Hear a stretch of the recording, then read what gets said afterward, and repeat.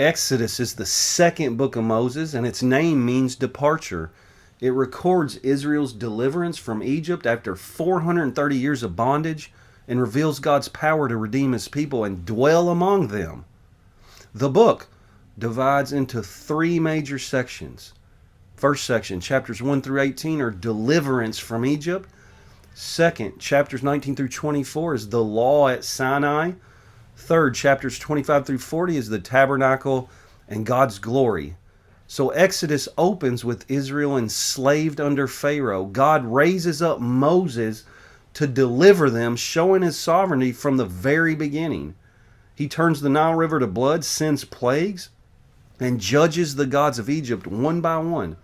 The final plague strikes the firstborn, and God institutes the Passover, a perfect picture of Jesus Christ, the Lamb of God whose blood saves from death. Exodus 12:13 says, "And the blood shall be to you for a token upon the houses where ye are, and when I see the blood, I will pass over you." So by the Red Sea, God parts the waters, and his people walk through on dry ground.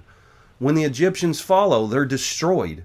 It's the great act of salvation that becomes the pattern for all future deliverance. That's salvation by faith alone in God's power, not by man's effort or our works.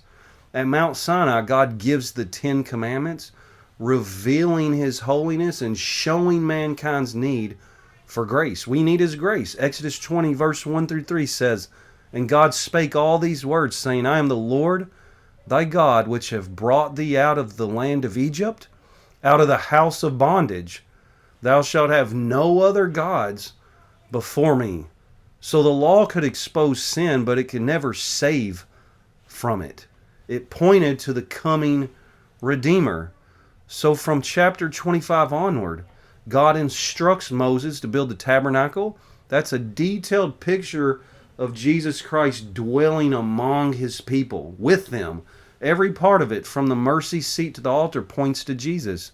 Exodus 25:8 says, "And let them make me a sanctuary, that I may dwell among them."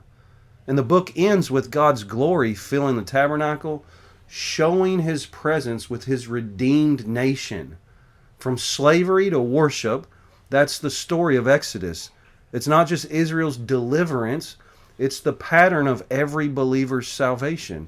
Redeemed by blood, led by the Spirit, and brought into fellowship with God.